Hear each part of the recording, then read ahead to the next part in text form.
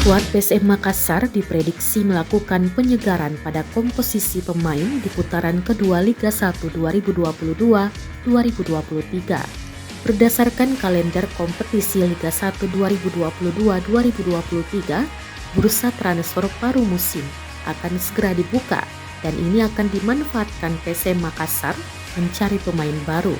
Jika PSM Makassar mendatangkan pemain baru, maka sudah dipastikan akan ada pemain yang dilepas. Ikut ulasan tribuntimur.com terkait pemain-pemain yang berpotensi dilepas PSM Makassar pada bursa transfer Liga 1 2022-2023 mendatang.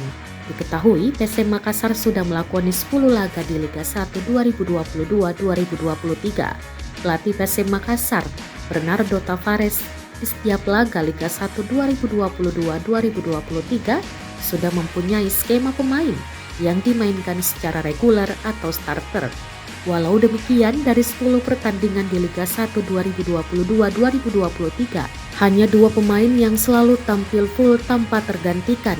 Keduanya yakni Reza Arya Pratama untuk posisi penjaga gawang, serta Yuran Fernandes yang merupakan jenderal lini belakang PSM Makassar. Selebihnya Bernardo Tavares kerap gonta-ganti pemain, baik untuk posisi starter maupun pengganti. Tetapi sudah ada gambaran starter yang kerap dimainkan Bernardo Tavares. Semisal untuk penjaga gawang, sudah pasti milik Reza Arya Pratama. Jika menggunakan taktik 3-5-2, maka PSM Makassar memastikan 3 posisi bek milik Yuran Fernandes, Agung Manan, dan Yance Sayuri. Pada posisi gelandang ada nama M. Arfan, Akbar Tanjung, dan Ananda Raihan kerap dipasang. Posisi winger yakni Yaakob Sayuri dan Saki Ashraf. Sementara striker tentu saja William Pluim dan Everton Nascimento. Adapun pemain yang kerap menjadi super sub yakni Rizky Eka Pratama, Ramadan Sananta, Kim Sunampu, dan beberapa pemain lainnya. Secara umum starting PSM sudah pakem. Tinggal pemain-pemain pelapis yang perlu untuk didatangkan, kata pengamat sepak bola Syamsuddin Umar pada Senin 24 Oktober.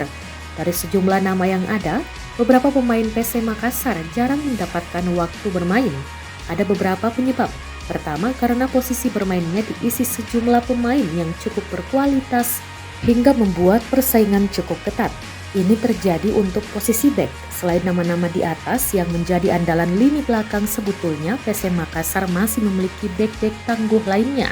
Sebut saja Erwin Gutawa dan Syarifuddin Taha yang kerap main sebagai pemain pengganti.